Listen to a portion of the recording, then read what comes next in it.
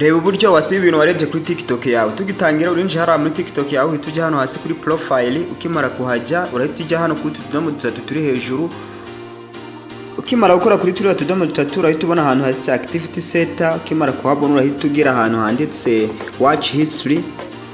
Urareba ko bino bintu byose nibyo narebye kuri iyi TikTok yanjye. Hano mariye gufungura channel, ni ibintu byinshi cyane, mbese byananiza na telefone kandi ndetse binatwara storage nini ya telefone, kuko urabona mfiteho ibintu byinshi cyane.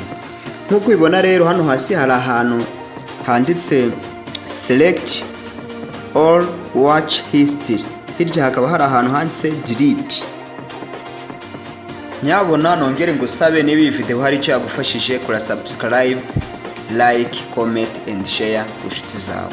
Murakoze. Reka dukomeze n'ibindi bikurikira. Iyo ukoze hariya kuri delete bahita bagureza ishusho imeze gutya, wasiba ibintu byawe byose bigahita bigenda. Tugiye kurebera hamwe rero ubundi buryo bwa kabiri. Twagiye urajya hariya muri comment history, urahita ubona ibintu byose wateyeho comment guturuka wafungura TikTok account, byose urahita ubibona. Ari abantu wahaye amarayike, mbese byose urahita ubisanga hari ahantu kuri comment history. Urareba ko nanjye nanifiteho ibintu byinshi cyane, nuko hano nirinze ko mundebera ibintu abantu nagiye meza amarayike n'abantu nanze ko mubireba. Rero nguko wabibonye nanjye nararebye ibintu byinshi urabona ni ndacyascrollinga, mbese ni ibintu byinshi cyane narebye kuri iyi TikTok yanjye.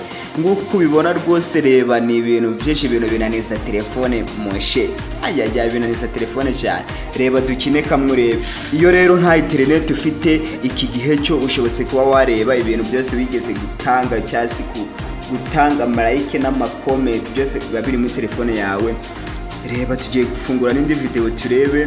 Igihe rwose hari ukuntu uba wicaye wabuze internet, tujye tureka kubeshanya, nuko wavuga ati reka nze yebana ndebe ikintu kirambuza. Ubu rero usajye winjira muri TikTok yawe, usajye urahita ujya hahandi twabonye handitse comment history, uhita ureba afite ushaka kureba. Gusa byo ngubwire ko rwose ibi bintu bifasha cyane, bifasha kuruhura mu mutwe kabisa. Yego nyabona abavandimwe, niba ino video hari ikintu igeze kugufasha, wibuke gukora subscribe, like, comment and share ku bantu n'inshuti zawe bose bakunze gukoresha TikTok cyane.